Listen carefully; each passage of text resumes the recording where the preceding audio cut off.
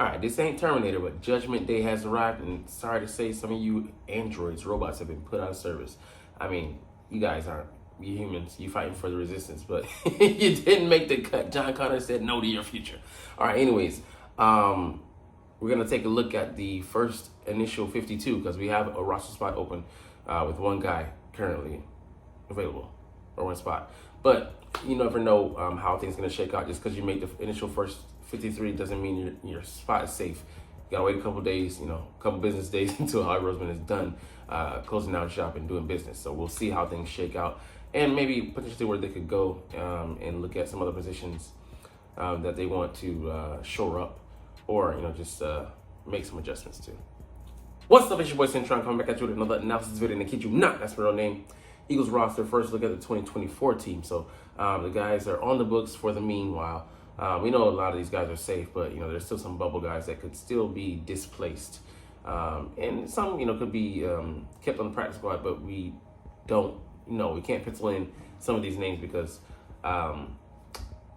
there's been some injuries. There's been some guys who've been stashed, and we're playing the numbers game. And then around the league, some pretty premium talent has been cut as well. So we might want to bring them in. Anyways, let's get to the offensive, not offensive in that way, but the attacking side. But quarterback, we kept Jalen Hurts, Kenny Pickett, and Tanner McKee. No surprises there. Will Greer was never going to make it, so might stick on the practice squad, but I don't know. I kind of doubt it because I don't think he's a difference maker. Running back, we kept 3 with Saquon Barkley, Kenny Gainwell, and Will Shipley. No surprise there because Kenneth was a 5th round draft pick a couple of years ago, and Will Shipley was a 4th round pick this year. We weren't going to cut that, Terry Davis Price, Milton Williams, Kendall Milton, and Lou Nichols just don't offer as much as they needed to validate a 4th roster spot, and even then we could just keep them on the practice squad. All right, we go kind of light here with one guy hitting IR. We'll get to him in a second, but A.J. Brown, Devonta Smith, Jahan Dotson, Britton Covey, Johnny Wilson. Obviously, these two are superstars. Jahan Dotson we just traded for, so there's no way we're going to get rid of him. Britton Covey is our special teams punt returner, and he's showed that he could bring some value in the slot this year. And Johnny Wilson, he flashed some, but he still needs to get his weight up, get his route running better, be more consistent. So he'll be learning. And Anaya Smith, he started to show that he was worthy of a spot, but we put him on IR. He has to miss at least the first 4 games, and we'll see how things shake out from there. Go extremely light here at tight end with 2 with Dallas Goedert and Grant Calcaterra. Obviously 1 and 2, but we were looking for a tight end 3. We might play the practice squad game. I tag you, come up, sit back down. You do that 3 times before you have to put them on the roster with finality, and we'll see how this shakes out. But could be a game of musical chairs, but we'll see. Albert O also went on IR. We just have we're a man crush. We're in a love fest with this guy, so he hasn't produced, but we see the bigger picture, and he could be a monster with tight end 3 for us, but has very little special teams value, and his blocking leaves much to be desired. So interesting. All right, offensive tackle, we went 4, Jordan Mailata, Lane Johnson, Frey Johnson, and Darren Kenner. And I will say that Tyler Steen maybe could be seen as a backup. Maybe he's kind of on the lower priority as far as like a backup to the backup.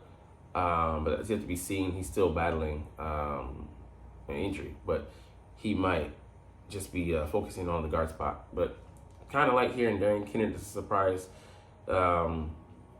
We also let go of Brett Toth, who could be a potential starter at any of the 5 positions along the offensive line. We'll see if he makes it through to our practice squad. Offensive guard, we went with Landon Dickerson, Mekhi Becton, who'll be the starter, presumably, and Tyler Steen, but he might be on a short leash because his pass blocking leaves a little bit to be desired, but in the run game, he should be a monster. And Trevor Keegan, who, the rookie flashed, played him only at left guard, but I believe he probably will switch to the right side in emergency. But this is concerning. Cam Jurgens is the only center we have on deck, which makes me believe that we're going to put a center on the practice squad because we have to have someone who can back up. Landon Dickinson, like they said, can do it in a pinch. He was a center in college, but we don't want to shuffle around the O-line, unless we absolutely have to. And there could be a couple other guys who hit the practice squad. Gottlieb. We have the international, exemption. Also from Australia, I forget his name. But we gotta work on that depth, because McMahon, I believe we cut him. He's a center, and if he clears waivers, I like us to put him on the practice squad. All right, defense. We keep 6, a little bit of extra there, but Bryce Huff, Josh Sweat, Brandon Graham, Nolan Smith, and Jalix Hunt. So we brought him over in free agency, so of course we're gonna keep him. Started last year. It's his last raw first round pick, so he wasn't going nowhere. And third round pick this year, so he may be raw, but he's showing better than expected, and he should be one of our maybe best edge rushers in space already as a coverage guy. Patrick Johnson just played his way into the roster as he has the last 4 years, so 4 years running now. But I don't know, man. I mean, his spot still ain't safe. I have a feeling we might cut someone here on defense to make room elsewhere. Right, defensive tackle, we go heavy here. Jalen Carter, Jordan Davis, Milton Williams, Moral Jomo, Marlon, and Thomas Booker IV. So Thomas really plays well into the roster, looks sharp. Got some sacks, or had a sack in the Patriots game. I mean, he looked good, and he's been grinding. Howie Roseman shouted out his work ethic, and he's a guy he deserves a spot. I still could see him getting dropped to the practice squad, but I think it was just more of us hoping that, believing that he wouldn't clear waivers. So, a lot of these guys, if they're vested, veterans, we cut them and try to bring them back week 1, so their salary for the year isn't guaranteed. But these other guys who are playing on rookie deals, and we drafted or we brought in on rookie free agent deals, it's a whole different spiel. They have to clear waivers for us to be able to sign them. Other guys, they just get straight released, and they're available to sign with anyone. All right, Jalen Carter. Obviously, draft pick. Jordan Davis, obviously draft pick. We have high hopes for him to be able to replace Fletch's spot, and not production, because we'll see how that goes. He's not the sack guy that Fletch is. I should say was, but snaps. Moral Jomo, he's gonna get some burn with us. Marlon, he can be a solid guy. All right, linebacker, we go heavy for us with 5, with Devin White, Zach Bond, Nakobe Dean, Jeremiah Trotter, and Ben Van Sumeren. And I just watched a great film review and analysis by Philly Film Room. Go and check them out, man. Just excellent.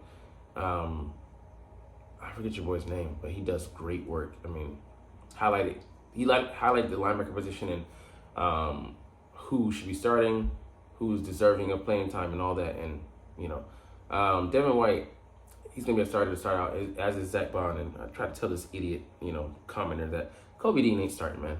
I would say that he could take one of these guys' job. I'm not gonna say who it is, but that's still he has to climb the ranks. Jeremiah Trotter is still a rookie, but he looks pretty advanced for a rookie compared to a lot of other guys.